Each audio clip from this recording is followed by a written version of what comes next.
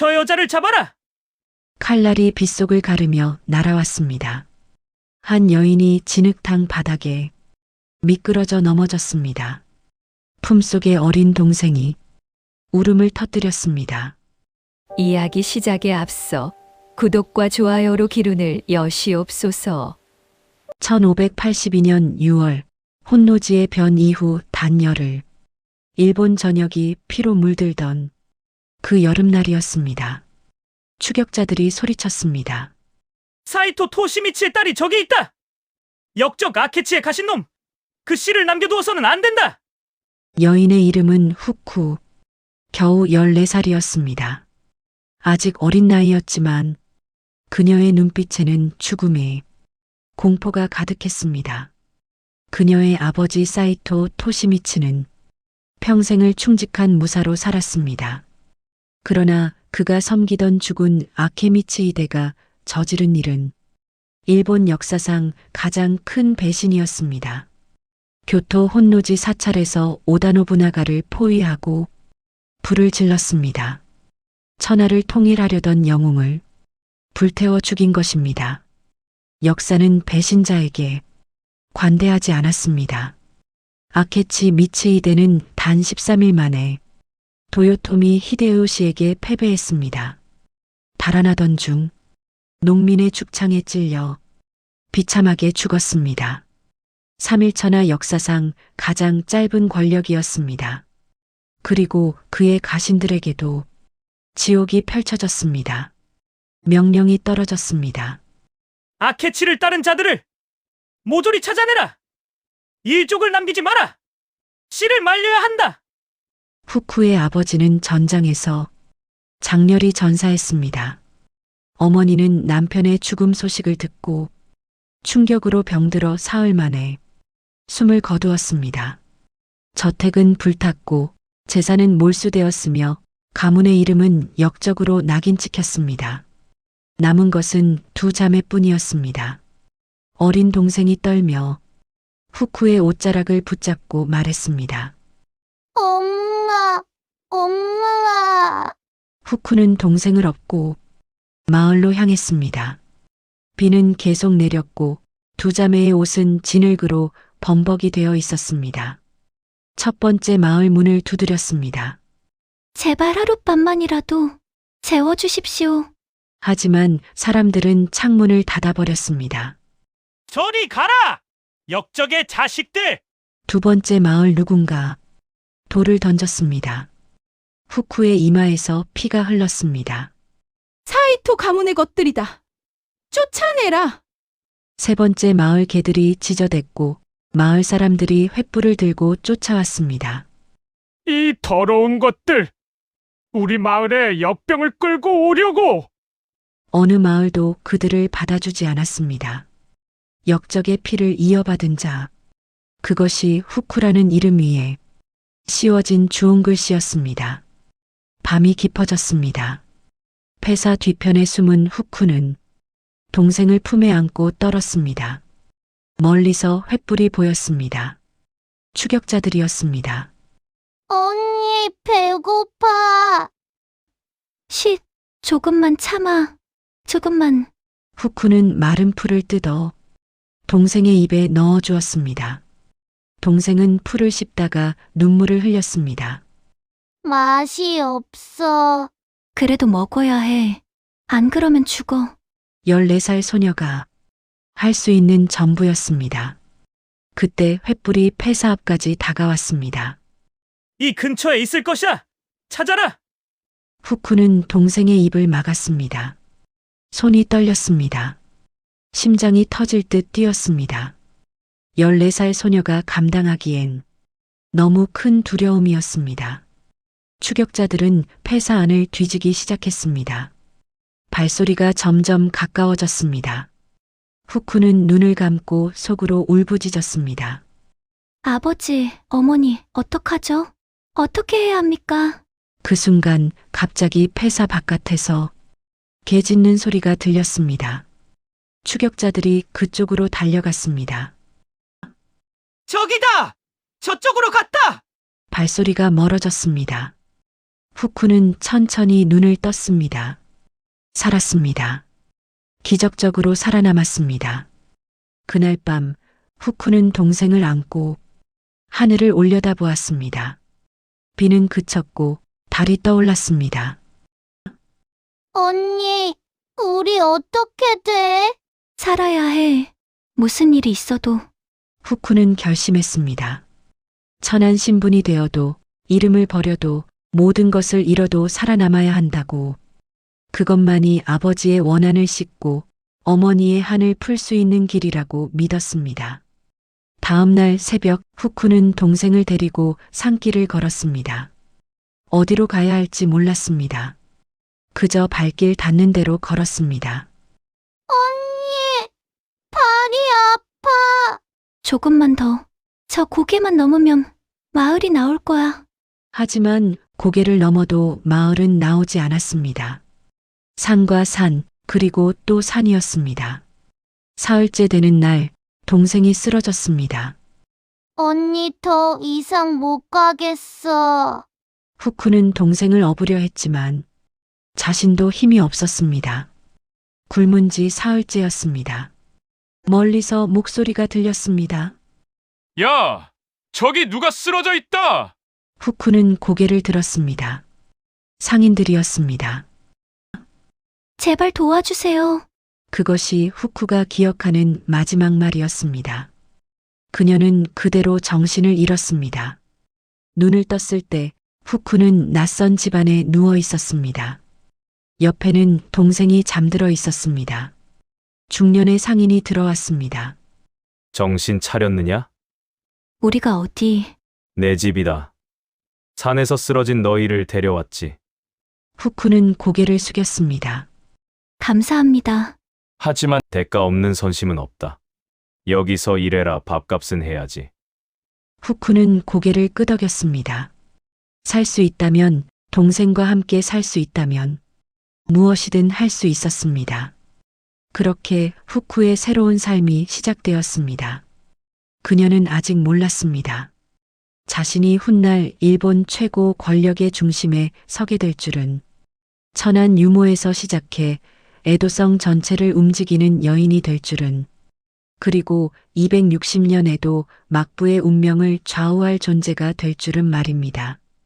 역적의 피로 시작된 한 소녀의 생존기. 그것이 곧 일본 역사를 바꿀 이야기가 될 줄. 그날 밤 달빛 아래 누구도 알지 못했습니다. 세월은 가혹했습니다. 후쿠는 16에 첫 결혼을 했습니다.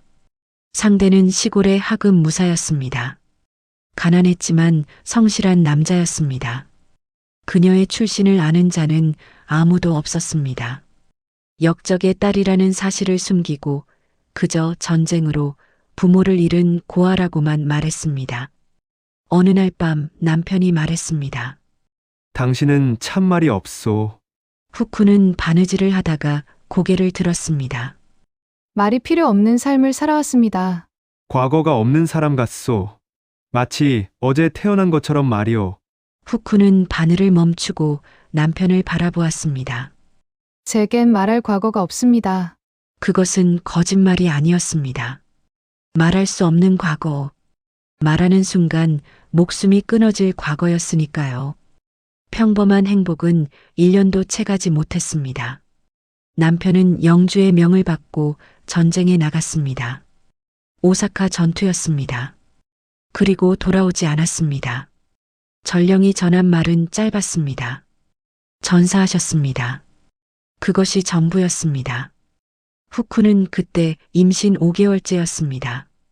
시어머니가 소리쳤습니다. 남편 잃은 여자가 무슨 낯짝으로 여기 있느냐? 나가라! 당장! 뱃속의 것도 데리고! 후쿠는 짐을 꾸렸습니다.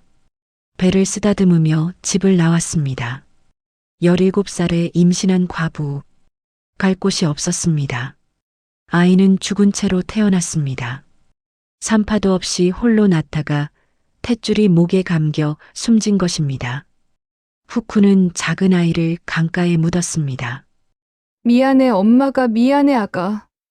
눈물도 나오지 않았습니다. 이미 너무 많이 울어서 눈물이 말라버린 것 같았습니다.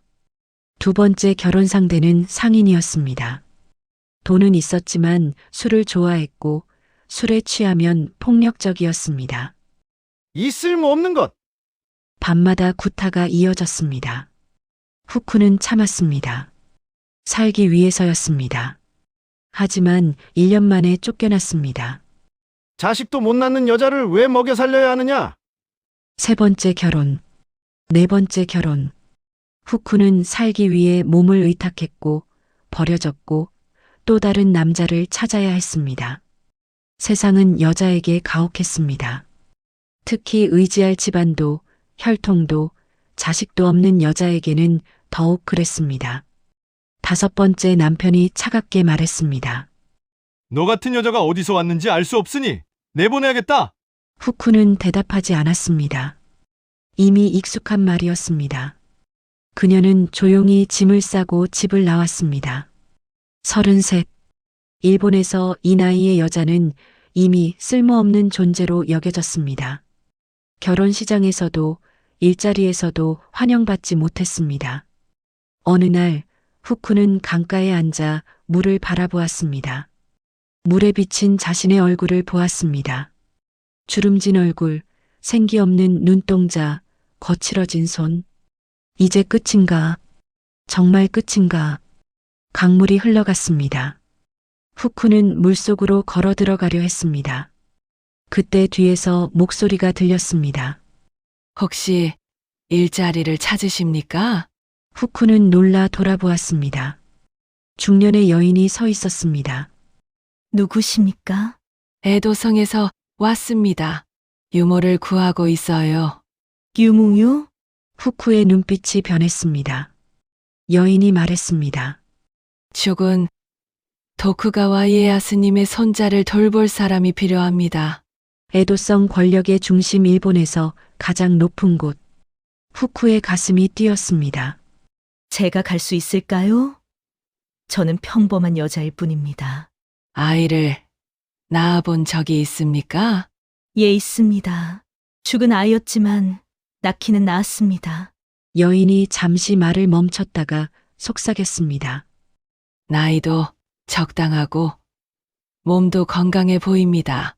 그리고 가장 중요한 것은 애도성은 과거를 묻지 않습니다. 과거를 묻지 않는다. 그 말이 후쿠의 귓가에 울렸습니다. 역적의 딸이라는 낙인을 숨길 수 있다. 새로 시작할 수 있다. 가겠습니다. 후쿠는 단호하게 대답했습니다.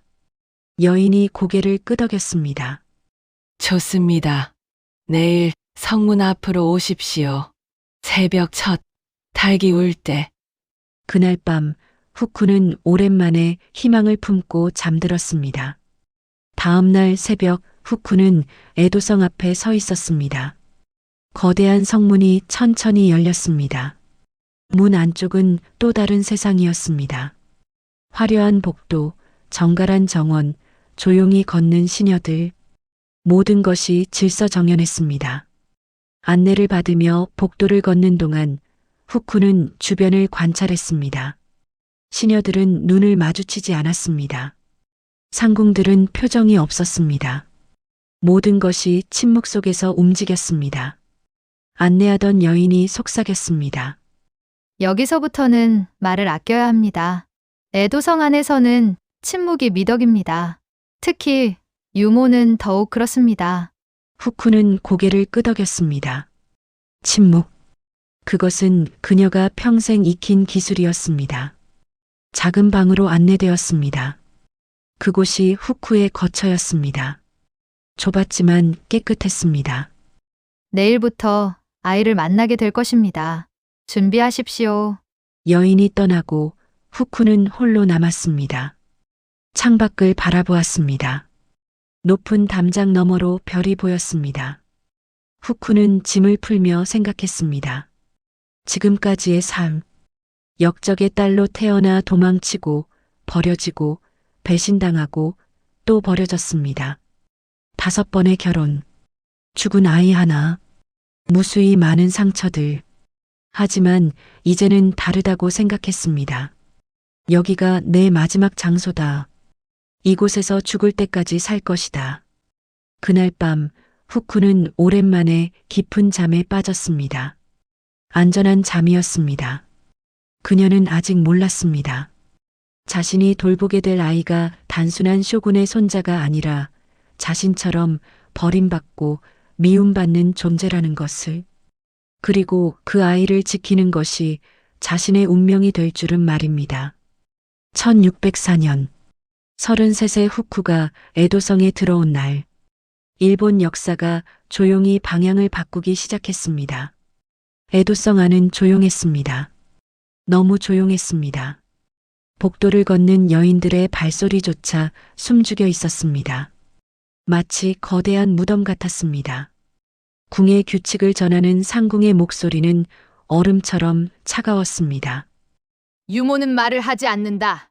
보지도, 듣지도, 느끼지도 않는다. 오직 아이만 돌본다. 후쿠는 고개를 숙인 채 듣고 있었습니다.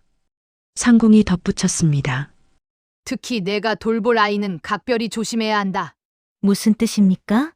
상궁이 후쿠를 쏘아보았습니다. 묻지 마라. 유모는 묻지 않는다. 알아서는 안 될 일들이 많다. 예, 그날 저녁 후쿠는 처음으로 그 아이를 만났습니다. 별궁의 작은 방, 구석에 혼자 앉아있는 아이가 보였습니다. 겨우 3살이었습니다. 타케치오 도련님이십니다. 잘못이 도로. 상궁이 떠나고 후쿠와 아이만 남았습니다. 방 안은 적막했습니다. 아이는 후쿠를 쳐다보지도 않았습니다. 그저 벽만 바라보고 있었습니다.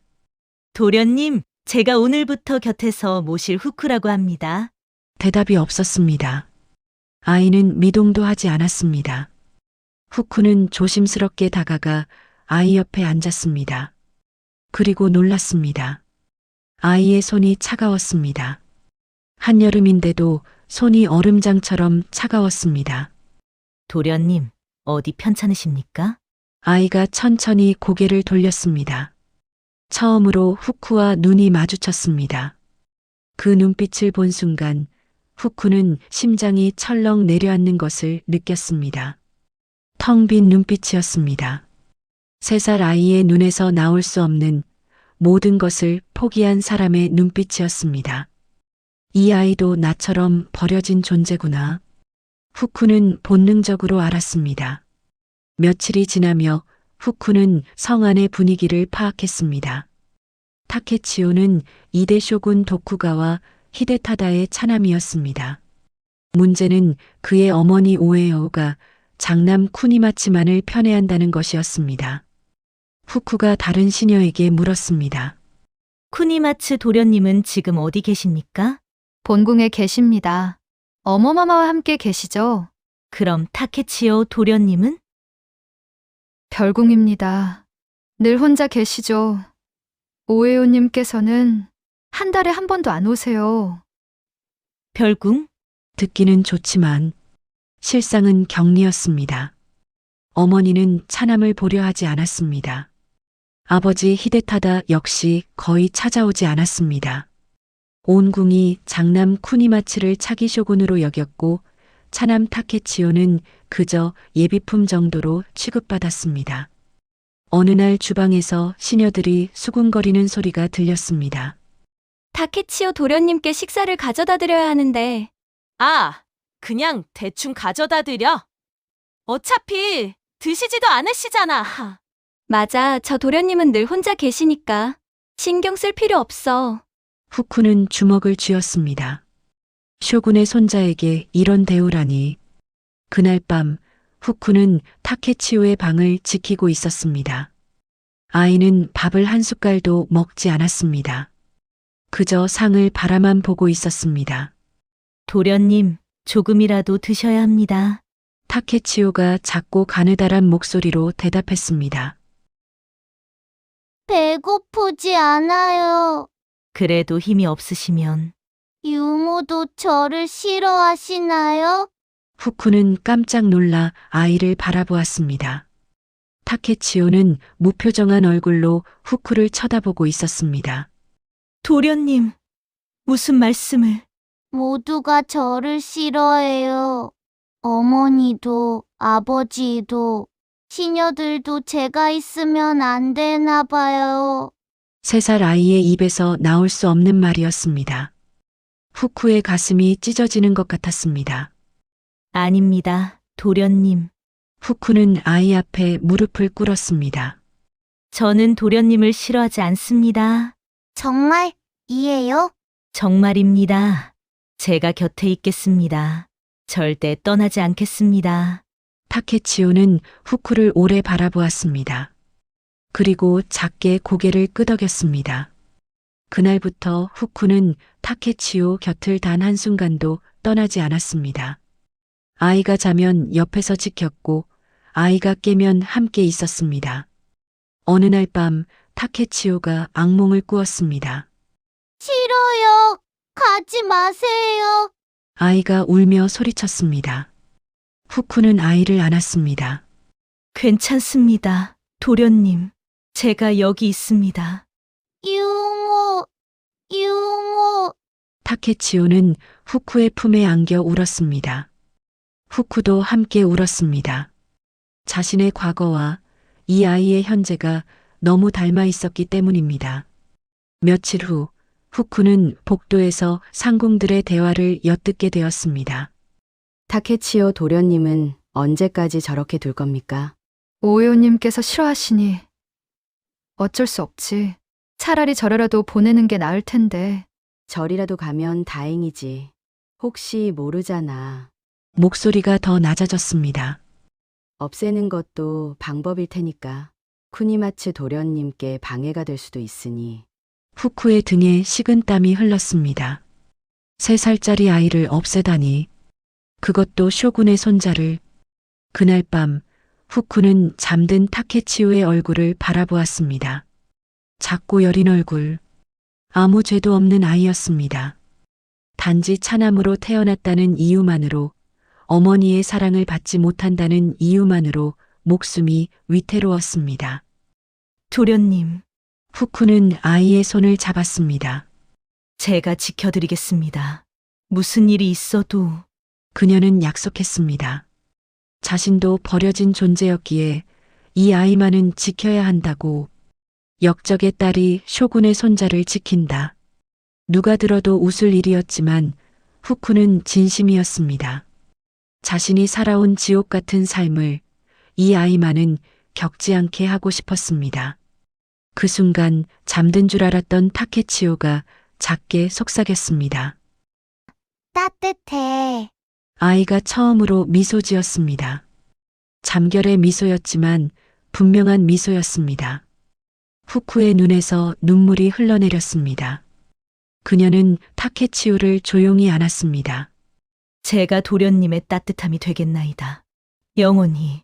그날 밤부터 후쿠와 타케치오는 진짜 어머니와 아들처럼 가까워졌습니다. 혈연은 아니었지만 그 어떤 혈연보다 깊은 유대였습니다. 계절이 바뀌었습니다. 타케치오는 5살이 되었고 형 쿠니마츠는 7살이었습니다. 성 안에서는 이미 쿠니마츠가 차기 쇼군이라는 소문이 기정사실처럼 퍼져 있었습니다. 어느 날 상궁이 알려주었습니다.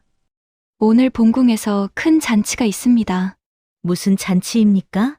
쿠니마츠 도련님의 원복식입니다. 모든 중신들이 모인다고 합니다. 타케치오 도련님도 가십니까? 아닙니다. 또 한 번 배제되는 것이었습니다. 후쿠는 타케치오를 바라보았습니다. 아이는 아무 말도 하지 않았습니다. 이미 익숙해진 무시였습니다. 도련님, 산책이라도 하시겠습니까? 타케치오는 후쿠의 손을 잡으며 작게 대답했습니다. 응. 둘은 성의 뒷뜰을 걸었습니다. 멀리서 봉궁의 웃음소리와 음악소리가 들려왔습니다. 축제 같았습니다. 타케치오가 조용히 물었습니다. 유모, 네? 도련님? 형님은 나를 싫어하시나요? 5살 아이의 입에서 나온 말이라고 믿기 어려운 질문이었습니다. 후쿠는 가슴이 찢어지는 것 같았습니다. 아니에요, 도련님. 그럼 어머님은? 후쿠는 대답할 수 없었습니다. 거짓말을 할 수도 진실을 말할 수도 없었습니다. 그때였습니다. 뒤에서 날카로운 목소리가 들렸습니다. 거기 너희! 돌아보니 오에요. 타케치오의 어머니가 서 있었습니다. 화려한 기모노를 입은 그녀의 얼굴은 차갑게 굳어 있었습니다. 시녀 여럿이 그녀를 따르고 있었습니다. 후쿠가 급히 무릎을 꿇었습니다. 어머마마! 타케치오도 고개를 숙였습니다. 오에요가 차갑게 물었습니다. 오늘이 무슨 날인지 아느냐? 쿠니마츠 형님의 원복식이옵니다. 그런데 왜 내 놈은 여기서 한가롭게 거닐고 있는 것이냐?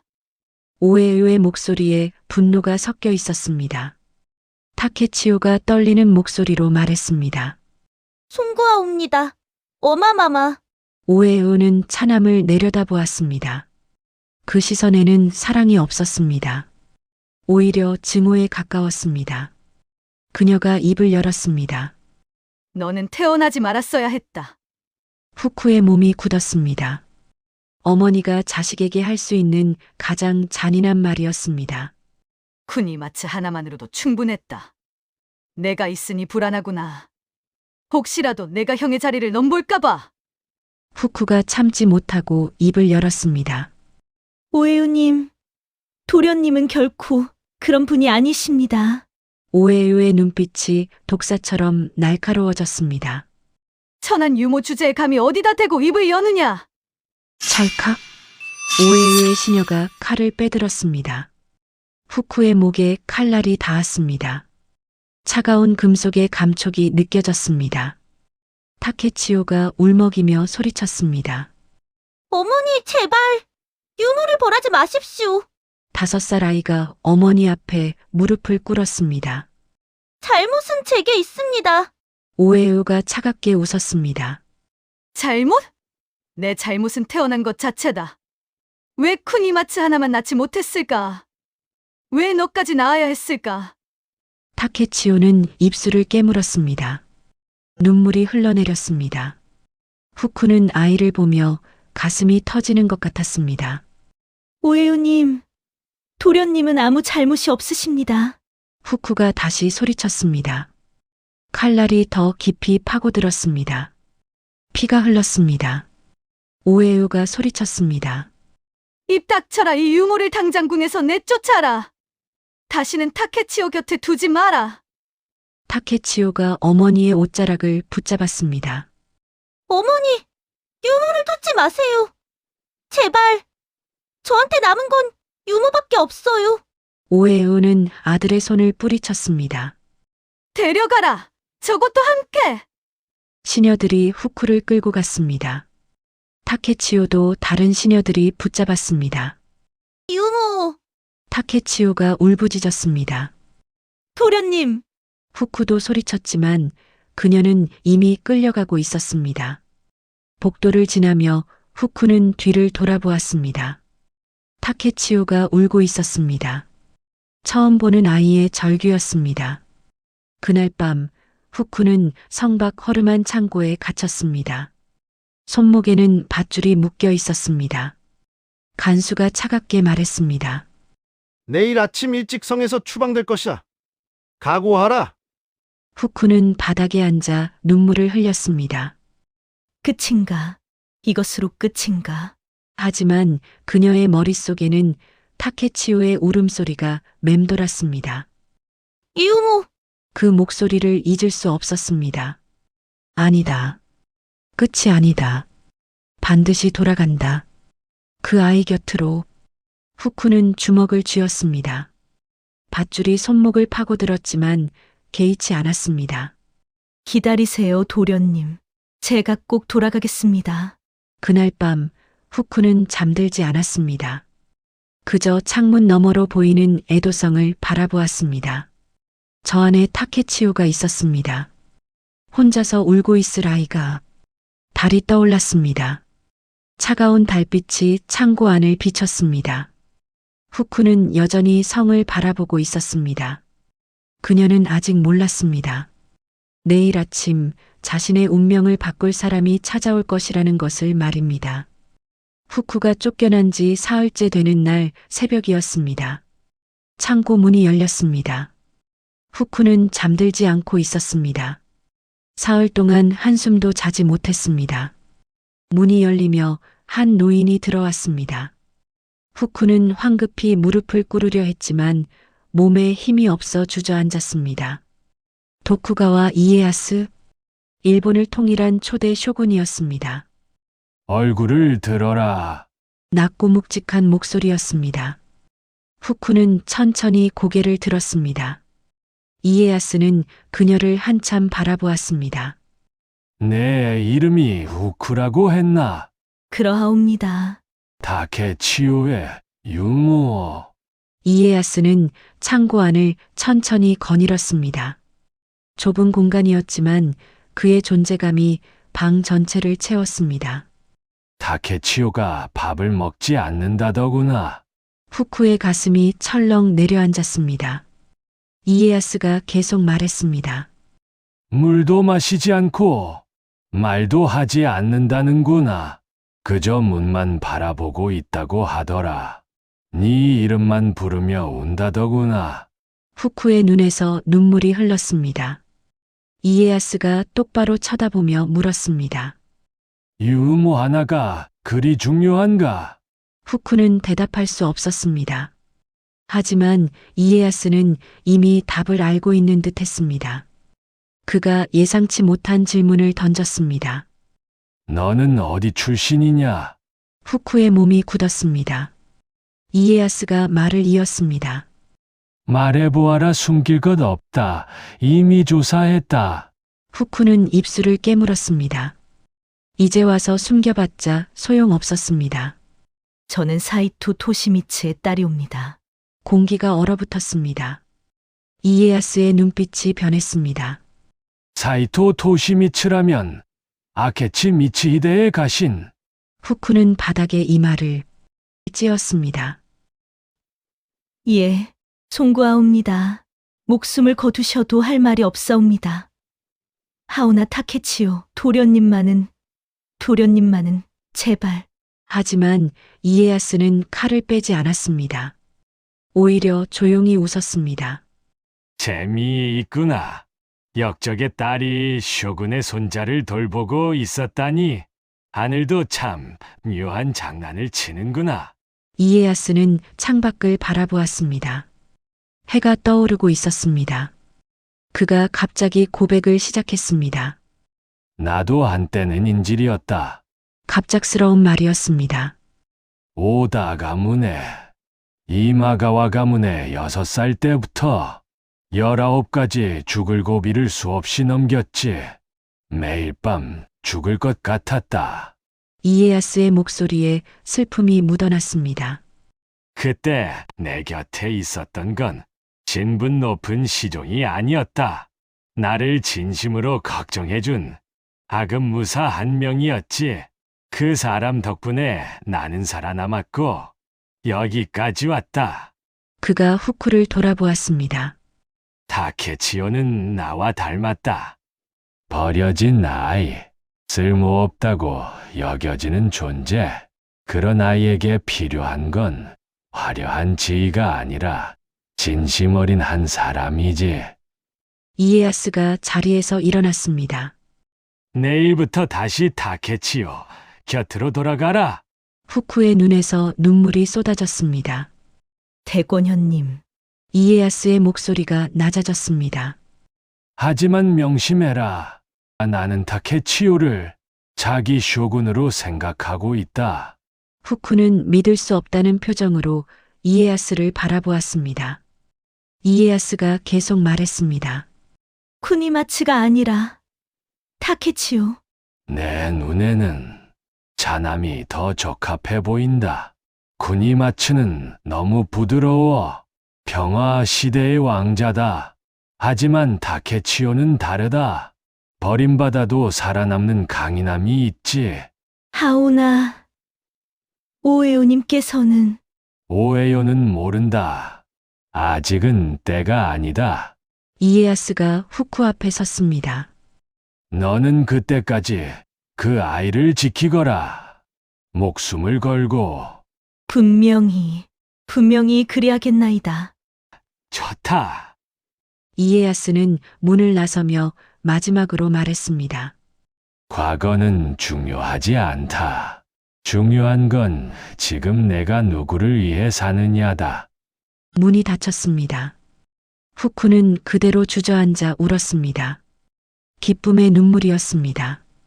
그날 저녁 후쿠는 타케치오의 방으로 돌아갔습니다. 문을 열자 아이가 구석에 웅크리고 앉아 있었습니다. 여위어 있었습니다. 사흘 동안 아무것도 먹지 않은 것이 분명했습니다. 도련님, 후쿠의 목소리에 타케치오가 고개를 들었습니다. 후쿠를 보는 순간 아이의 눈에서 눈물이 터져 나왔습니다. 유모! 타케치오가 후쿠의 품에 안겼습니다. 작은 몸이 떨렸습니다. 후쿠는 아이를 꼭 껴안았습니다. 다시는 떠나지 않겠습니다. 도련님, 제 목숨이 닿는 날까지. 정말이에요? 정말입니다. 이후쿠, 목숨을 걸고 맹세하옵니다. 타케치오는 한참을 울었습니다. 후쿠도 함께 울었습니다. 둘은 오랫동안 그렇게 안고 있었습니다. 밤이 깊어졌습니다. 타케치오는 후쿠의 품에 안긴 채 잠들었습니다. 후쿠는 아이를 조심스럽게 이불에 눕혔습니다. 잠든 아이의 얼굴을 바라보며 속삭였습니다. 도련님, 대권현님께서 도련님을 차기 쇼군으로 여기십니다. 아직은 비밀이지만 언젠가 그날이 올 것입니다. 잠든 타케치오는 대답이 없었습니다. 하지만 얼굴에는 미소가 있었습니다. 후쿠는 창밖을 바라보았습니다. 달이 떠 있었습니다. 보름달이었습니다. 이제 시작이다. 그것은 약속이었습니다. 역적의 딸과 버려진 왕자 사이에 그 누구도 알지 못하는 맹세였습니다. 그리고 그 맹세는 일본 역사를 바꾸게 됩니다. 1607년 4월 비극이 찾아왔습니다. 쿠니마츠 도련님께서 돌아가셨습니다. 그 소식에 에도성 전체가 얼어붙었습니다. 차기 쇼군으로 여겨지던 장남, 겨우 9살의 나이로 급사한 것입니다. 후쿠가 조심스럽게 물었습니다. 무슨 병이었습니까? 갑자기 열이 나시더니 사흘 만에 의원들도 손을 쓸 수 없었다고 합니다. 궁하는 혼란에 빠졌습니다. 오에의는 미친 듯이 울부짖었습니다. 내 아들, 내 쿠니마츠. 왜 데려가는 거냐?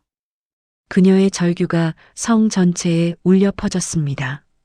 시녀들은 눈물을 흘렸고 중신들은 당황했습니다. 후쿠는 타케치오의 방에서 조용히 아이를 지켜보고 있었습니다. 7살의 타케치오는 형의 죽음 소식을 듣고도 표정이 없었습니다. 도련님, 괜찮으십니까? 타케치오는 고개를 저었습니다. 유모, 나는 슬퍼해야 하나요? 도련님, 형님은 나를 한 번도 형제로 대하지 않으셨어요. 어머니도 아버지도 모두 형님만 보셨죠. 그런데 이제 형님이 돌아가셨다고 슬퍼하는 게 맞나요? 아이의 목소리에는 슬픔도 기쁨도 없었습니다. 그저 텅 빈 무언가만 있었습니다. 후쿠는 아이 앞에 무릎을 꿇었습니다. 도련님, 슬픔은 억지로 만드는 것이 아닙니다. 하지만 형님의 명복은 빌어야 합니다. 그것이 도리이옵니다. 타케치오는 오랫동안 생각하다가 고개를 끄덕였습니다. 알았어요. 형님의 명복을 빌게요. 장례식 날 타케치오는 조용히 형 앞에 절을 올렸습니다. 오에오는 차남을 보지도 않았습니다. 그녀는 관 앞에 엎드려 계속 울고 있었습니다. 나흘 뒤 후쿠는 복도에서 수상한 대화를 엿듣게 되었습니다. 이제 타케치오, 도련님이 차기 쇼군이 되시겠군요. 그게 문제지, 오에요 마마께서. 결코 허락하지 않으실 거야. 하지만 다른 아들이 없지 않소? 그렇기 때문에 더 위험하다는 거야. 마마께서는 차라리 다른 집안에서 양자를 드리려 하실 거야. 후쿠의 등에 식은땀이 흘렀습니다. 양자를 드린다는 것은 타케치오를 완전히 배제한다는 뜻이었습니다. 도쿠가와 가문의 다른 문파에서 똑똑한 아이를 드리면 되지. 타케치오 도련님은 어떻게 됩니까? 절로 보내거나 아니면 목소리가 낮아졌습니다. 그날 밤 이에야스가 은밀히 후쿠를 불렀습니다. 어두운 방에서 둘만 마주 앉았습니다. 들었느냐? 예, 대권현님. 오에요가 움직이고 있다. 타케치오를 쇼군으로 만들지 않으려 하는구나. 이에야스의 목소리는 차가웠습니다. 하지만 나는 이미 결정했다. 타케치오가 차기 쇼군이다. 그 아이는 강하다. 살아남는 강인함이 있지. 그게 쇼군에게 필요한 자질이지. 대권현님. 문제는 시간이다. 이에야스가 창밖을 바라보았습니다. 내가 늙었다.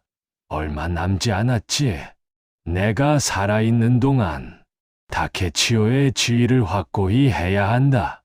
내가 죽으면 오에요가 움직일 것이다. 무엇을 하오리까? 지켜라.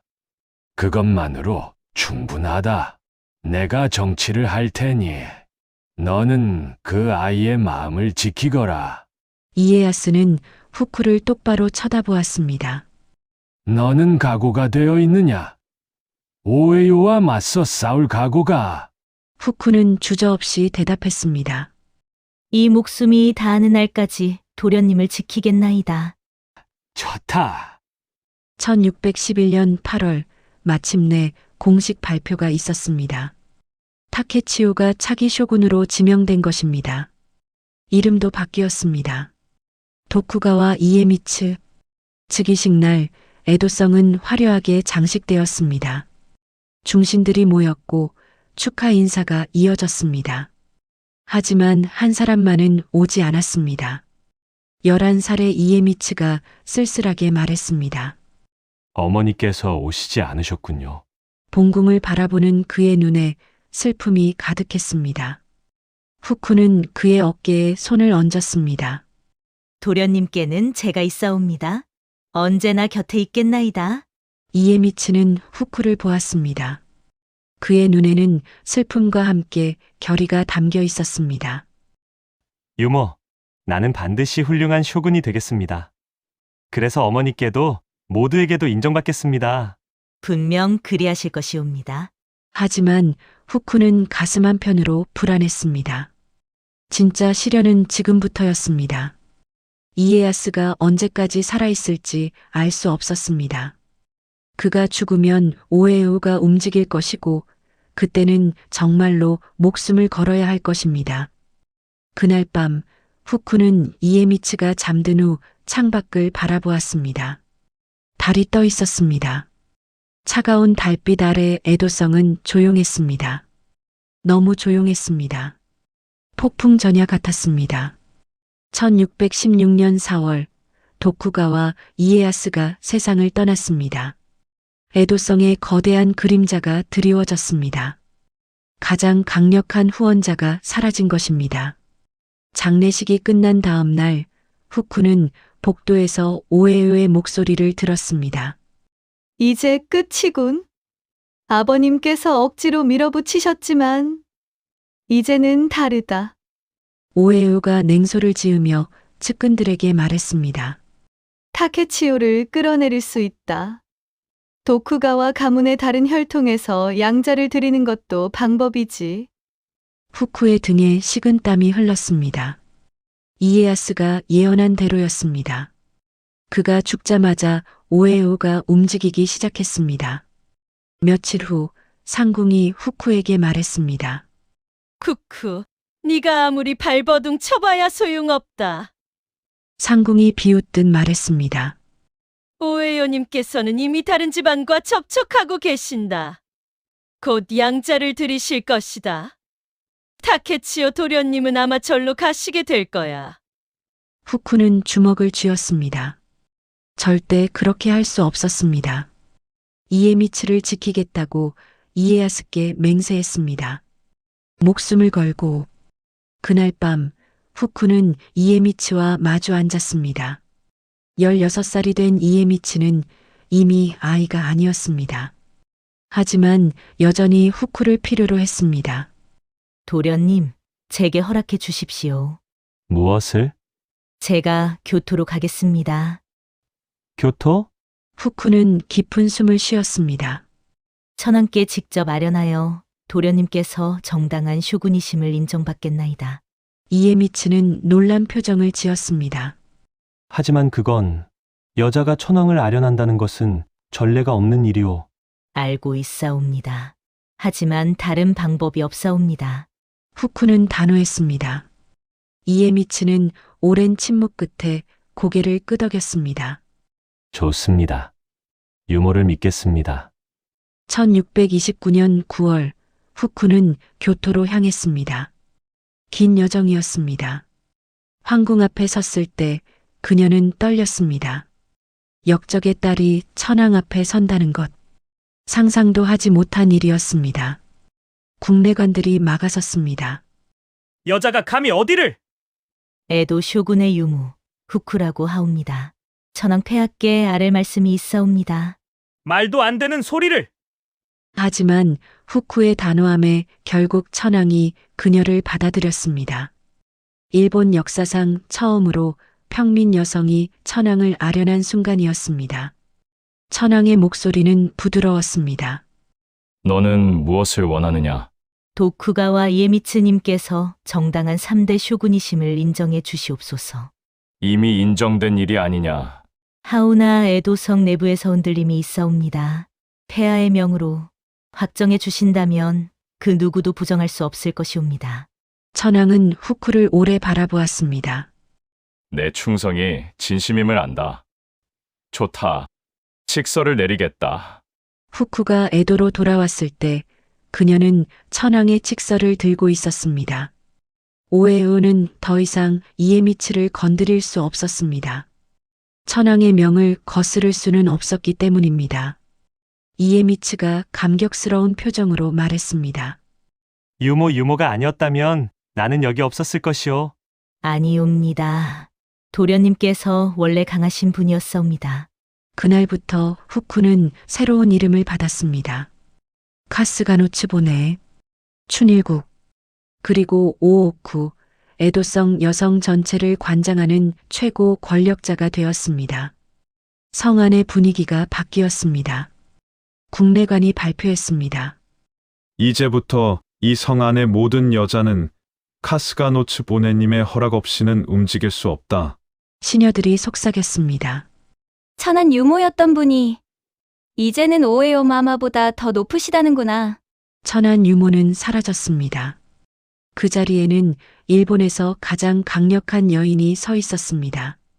오에우는 카스가노츠 보네를 보며 이를 갈았습니다. 하지만 아무것도 할 수 없었습니다. 천황의 칙서가 있었고 이에미츠의 신임이 있었고 무엇보다 카스가노츠 보네 스스로가 이미 권력이었습니다. 어느 날 카스가노츠 보네는 오오쿠를 거닐었습니다. 시녀들이 고개를 숙였습니다.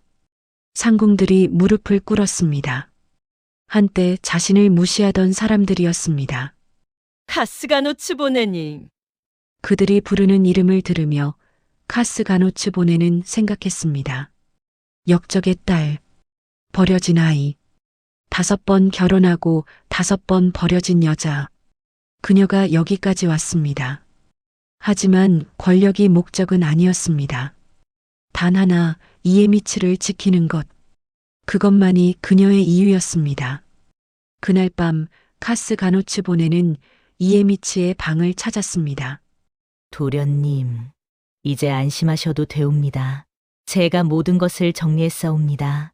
이에미츠는 창밖을 바라보며 말했습니다. 유모, 나는 두렵소. 무엇이 두려우시옵니까? 이 자리가, 이 권력이, 나는 정말 쇼군이 될 자격이 있는 것이오? 카스가노츠 보네는 이에미츠의 어깨에 손을 얹었습니다. 도련님께서는 버림받으시고도 살아남으셨사옵니다. 그것이 자격이옵니다. 강한 자가 아니라 살아남은 자가 진짜 쇼군이옵니다. 이에미츠는 고개를 끄덕였습니다. 카스가노츠 보네는 물러나며 마지막으로 말했습니다. 제가 살아있는 한 도련님을 지키겠나이다. 그 누구도 도련님을 해치지 못하게 하겠나이다. 그날 밤부터 에도성은 카스가노츠 보네의 성이 되었습니다. 1643년 9월 카스가노츠 보네는 병상에 누워 있었습니다. 72살의 나이였습니다. 몸은 쇠약해졌지만 정신은 여전히 또렷했습니다. 유모, 이에미츠가 그녀의 곁에 앉았습니다. 이제 그는 43살 일본 최고의 권력자, 에도 막부를 완성한 3대 쇼군이었습니다. 도련님, 카스가노츠 보네는 미소 지었습니다. 이제 더 이상 도련님이 아니십니다. 쇼군 마마이십니다. 유모 앞에서는 언제까지나 타케치오입니다. 이에미츠의 눈에서 눈물이 흘렀습니다. 유모가 없었다면 나는 이 자리에 없었을 것이오. 아니, 살아있지도 못했을 것이오. 카스가노츠 보네는 고개를 저었습니다. 아니옵니다. 도련님께서는 원래 강한 분이셨습니다. 저는 그저 곁에 있었을 뿐입니다. 아니오, 유모는 나의 어머니였소. 진짜 어머니였소. 카스가노츠 보네의 눈에서도 눈물이 흘렀습니다. 그녀가 말했습니다. 도련님, 부탁이 있사옵니다. 말씀하시오. 이 나라를 잘 다스려 주십시오. 백성들이 평화롭게 살 수 있도록. 그것만이 제 마지막 소원이옵니다. 이에미츠는 고개를 끄덕였습니다. 약속하겠소. 유모의 이름을 걸고 약속하겠소. 카스가노츠 보네는 만족스러운 표정을 지었습니다. 창밖을 바라보았습니다. 하늘이 맑았습니다. 유모, 한 가지 물어도 되겠소? 이에미츠가 조심스럽게 물었습니다. 후회한 적 있소? 이 길을 선택한 것을. 카스가노츠 보네는 오랫동안 생각했습니다. 역적의 딸로 태어나 도망쳤던 밤들, 5번 결혼하고 5번 버려졌던 날들, 죽은 아이를 묻으며 울었던 강가, 에도성에 처음 들어왔던 그날, 3살 타케치오를 처음 만났던 순간. 아니옵니다. 카스가노츠 보네가 단호하게 대답했습니다. 단 한 번도 후회한 적 없사옵니다.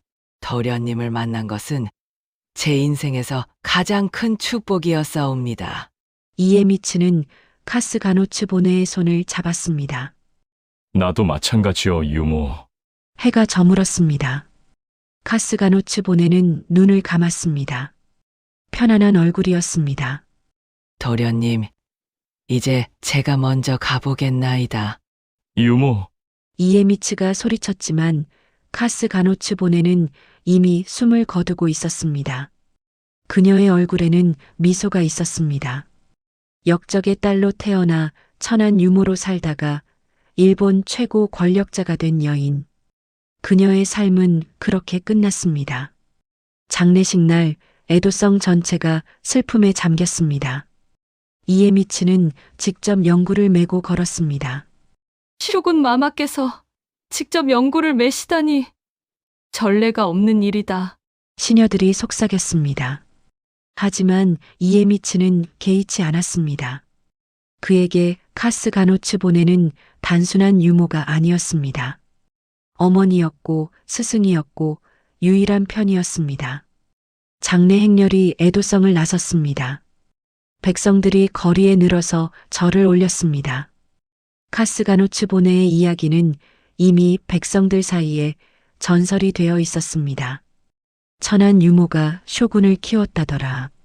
버려진 아이를 지켜 일본을 구했다더라. 사람들이 수군거렸습니다. 세월이 흘렀습니다. 이에미츠가 완성한 에도 막부 체제는 260년 동안 이어졌습니다. 일본 역사상 가장 긴 평화의 시대였습니다. 전쟁이 없었고 백성들은 안정된 삶을 살았습니다. 그 체제의 근간에는 카스가노츠 보네가 세운 559 제도가 있었습니다. 여성들이 궁 안에서 질서정연하게 움직이고 권력을 견제하며 막부를 지탱하는 시스템이었습니다. 후대 역사가들은 기록했습니다. 카스가노츠 보네가 없었다면 에도 막부는 없었을 것이다. 천한 신분으로 시작된 한 여인의 선택. 버려진 아이를 지키겠다는 한 가지 결심. 그것이 일본 역사 260년을 만들어냈습니다. 그녀는 끝내 쇼군의 어머니도 정실도 아니었습니다. 혈통으로는 아무것도 아니었습니다. 하지만 단 한 가지는 분명했습니다. 카스가노츠 보네가 없었다면 에도 막부는 존재하지 않았습니다. 역사는 영웅만 기억하지 않습니다. 조연의 선택도 보이지 않는 손길도 기록됩니다. 그리고 때로는 그 조연이 진짜 역사를 만듭니다. 1582년 역적의 딸로 태어난 소녀. 1604년 에도성에 들어간 유모. 1629년 천황을 아련한 여인. 1643년 일본 최고 권력자로 죽은 어머니. 카스가노츠 보네의 이야기는 그렇게 끝났습니다. 하지만 그녀가 만든 역사는 260년 동안 계속되었습니다. 오늘 이야기가 마음에 드셨다면 구독과 좋아요로 힘을 주시길 바랍니다. 다음에는 또 다른 숨겨진 역사인물의 이야기를 가지고 찾아뵙겠습니다. 역사는 끝나지 않았습니다. 우리가 기억하는 한 말입니다. 감사합니다.